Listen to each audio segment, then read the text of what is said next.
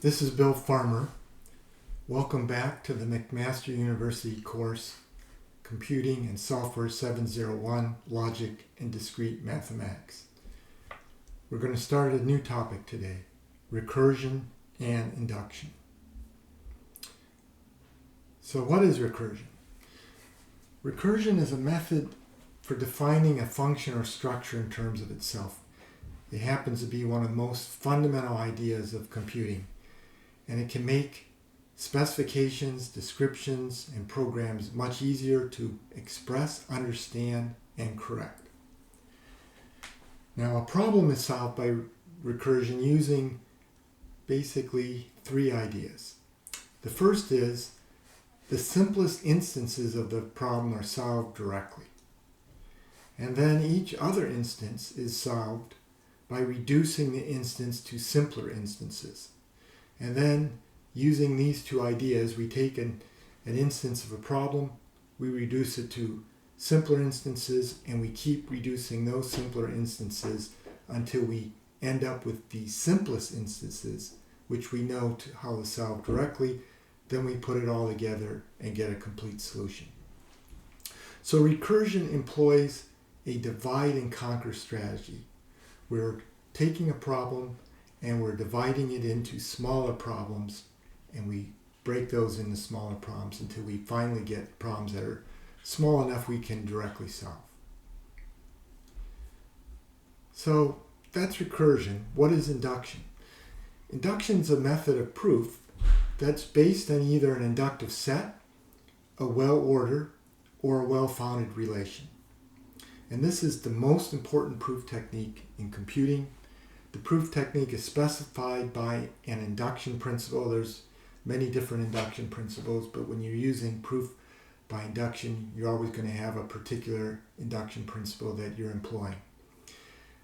Induction is especially useful for proving properties about functions that have been recursively defined. Now, I want to note here that the terms recursion and induction are often used interchangeably, which obviously is confusing. I will use, as much as possible, recursion as a method of definition and induction as a method of proof. Okay, so here's the outline for this topic. Basically, we're going to look at 6 things. Structural recursion and induction, ordinal recursion and induction, weak induction versus strong induction, primitive and general recursive functions, well-founded recursion and induction, and we'll finish with monotone functional recursion. Okay, so we're going to start with structural recursion and induction. So this is all based on an idea of what people call an inductive set, or maybe an inductive type. So an inductive set, S here, we're going to define this using a finite set of constructors. Here they are, C1 through Cn. And these constructors, they take values and they produce a member of this set S. So they construct a member of this set S. And we're going to assume these constructors do this in exactly one way. This brings up a slogan for inductive sets called no junk and no confusion. So what this means is, no junk means every member of the set is constructed by these constructors. There's no member of the set that we can't construct, in other words. That's what no junk means. No confusion means that every member of the set can be constructed with the constructors in exactly one way. We can't construct the same member in 2 different ways. That's what no confusion is. Now, we say this set, that this inductive set is recursive if any of these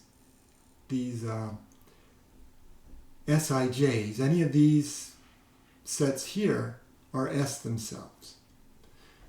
So if any of those are S themselves, we'd be constructing new members of S out of members of S we've already constructed. So an inductive set, when it's recursive, is well defined if it contains a member which is called a base case, at least one member that's a base case, that is not constructed from other members of this set.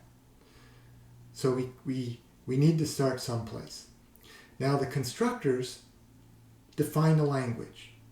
You can apply these language. They create expressions. Each expression you can create denotes a member of an S, and they serve really as literals. They show you literally what the value of S is that they construct. Now, whenever you have an inductive set, you automatically get a structural induction principle. And the principle works like this.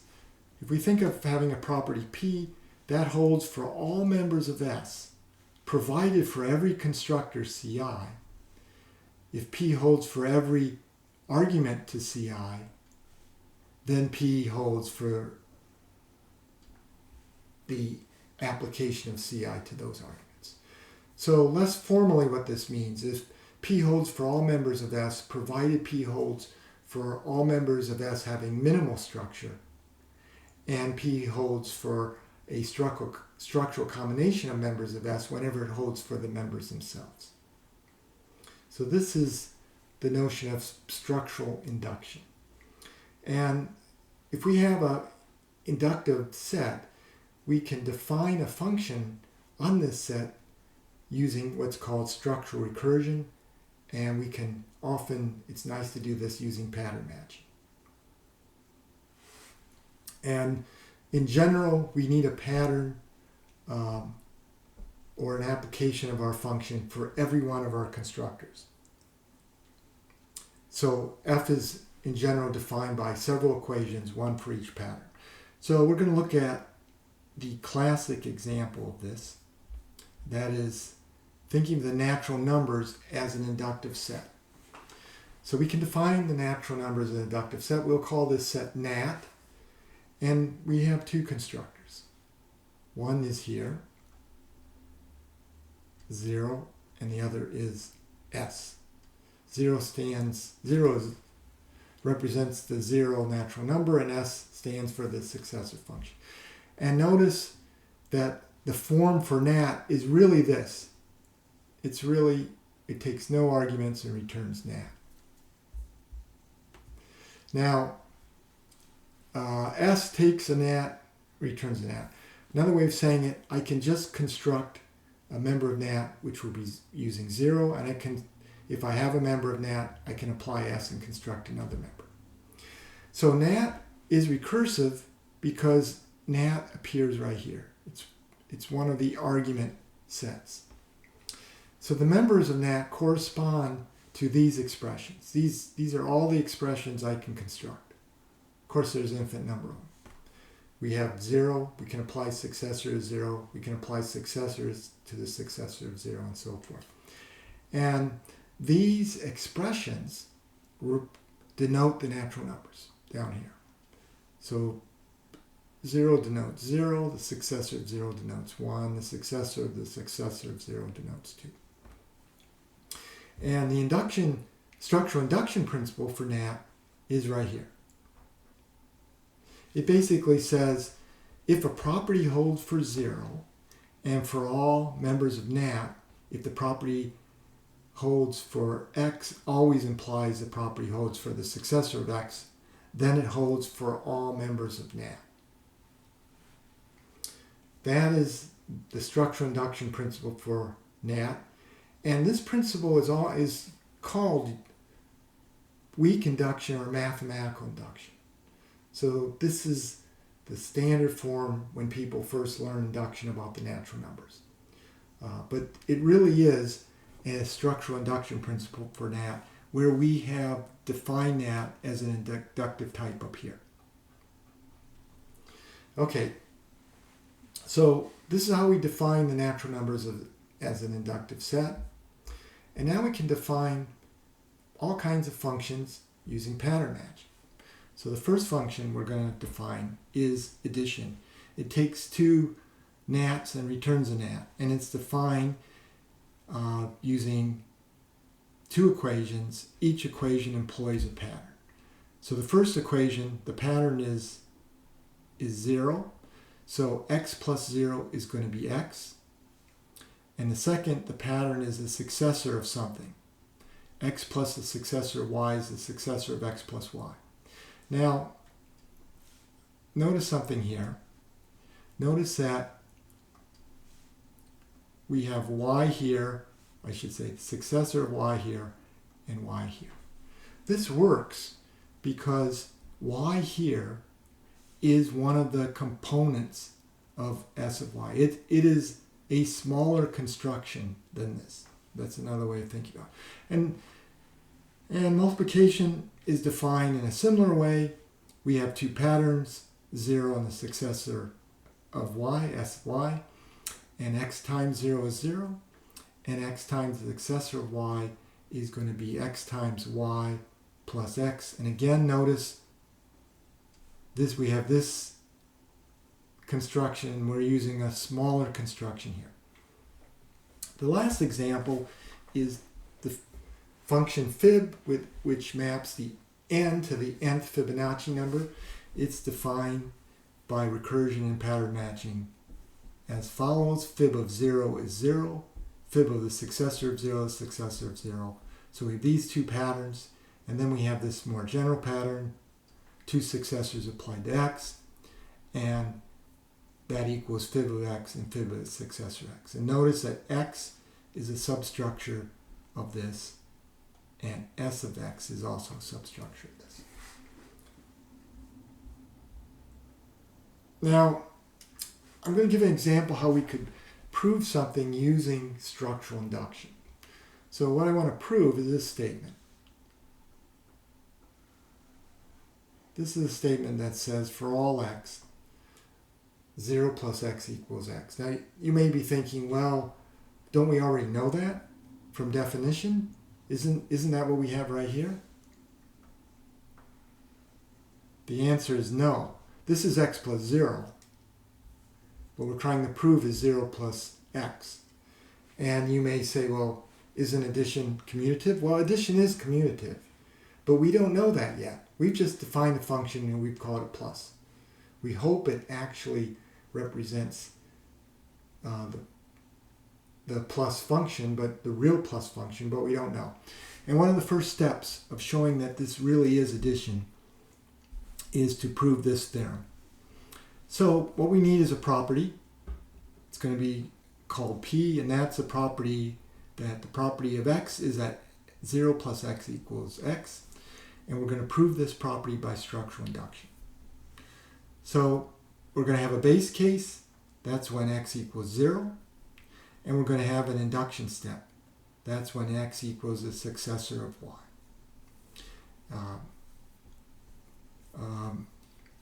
So for the base case, we need to prove P of 0. P of 0 means 0 plus 0 equals 0. But 0 plus 0 is an instance of our definition. That's what we had up here. It's an instance of this. We just basically are plugging in 0 for x in both cases. Okay, so basically we have proven P of 0 holds really trivially. Okay, so now let's take the induction step. According to, let's go back to our induction principle. So we've proven this. Now we have to prove this. And you see we're going to assume P of x holds, and we have to show P of s of x holds. That's what we need to do. And that's what we're going to do right here. So we're going to assume P of y holds, and we're going to show P of s of y.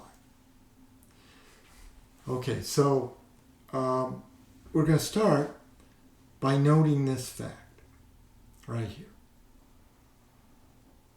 This fact is an instance of this. We basically, and this is one of the equations that define plus. So we substitute for x 0, we get this. Okay, so we know this is true. Here is the induction hypothesis. That's what we're assuming. Because up here is p, we replace x with y, so we know that's true. And now, using equational reasoning, we know that 0 plus y equals y, so we can substitute for this, we can replace this 0 plus y with y, and we get what's down here. And that is the property holding at S of y. That completes the proof. The theorem holds by structural induction. Okay, so let's look at a different example. Binary trees of natural numbers. So here we have two constructors. Leaf, it takes a natural number and gives us a binary tree. And branch, which takes a binary tree, a natural number, and a binary tree, and then gives us a binary tree. So if we drew this graphically, a leaf looks just like that. And a branch, leaf looks like that with a number attached to it. Natural number. And a branch looks like this. Some number attached to it. And then these are attached to other trees. So the branch constructor takes a bin tree, takes a number of bin tree, and constructs something like this. So if we're going to look at what a tree is going to look like generally, it's going to be just something like this. It's going to branch a bunch of times. It's always a binary branching time. And at each of these nodes, the leaf nodes as well as these branch nodes, at all of them, there's going to be numbers. So forth.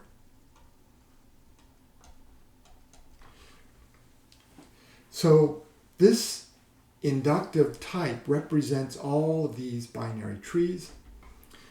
This inductive type is recursive. It's recursive because we have bin tree here as one of our input sets. Here is this is our structural induction principle. It says, first, for all natural numbers, the property should hold for leaves. The second part says, for all natural numbers and all bin trees T1 and T2, if the property holds for T1 and T2, then the property will hold for the construction where we apply the branch constructor to T1 and T2. So if both of those things hold, then we know it holds, we know the property holds for all T. So that's the structural induction principle for bin tree. Now we can define functions by pattern matching, just as we did before. So we're going to need at least two patterns, one for the leaf constructor, one for the branch constructor. So I can define a function called nodes. That will be the number of nodes in our tree. Basically, if we have a tree built from the leaf constructor, there's just one node. If we have a tree built from the branch constructor, the number of nodes will be the number of nodes in the T1 tree plus 1 for the node we've added with the branch constructor plus the number of nodes in T2. So if we go back up to our picture here, the number of nodes with our branch constructor is this node plus the number of nodes in both of these. Okay, so the second function is a sum function. We're going to sum up all the natural numbers attached to these nodes. So the sum for a tree built from the leaf constructor is just n. There's just one node, n is attached to it. The sum for for a tree constructed by the branch constructor is going to be the number of nodes in T1, or I should say the sum of not the number of nodes, excuse me. It should be the sum of the natural numbers attached to the nodes in T1 plus n plus the sum of the natural numbers attached to the nodes in T2. Okay, the final function is height, the height function. that's going to be how high our tree is. So we're going to say a tree that's just a leaf node has height 0. If we have a tree constructed from the branch constructor, its height is going to be 1 plus the maximum of the height of T1 and T2. Okay. Now let's look at another example. Let's proof by structural induction for bin tree. Here's what we're going to prove.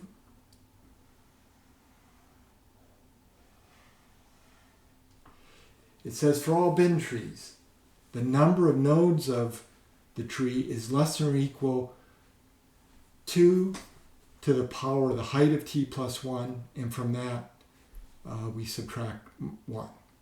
So we're going to prove this by structural induction. So here's our property.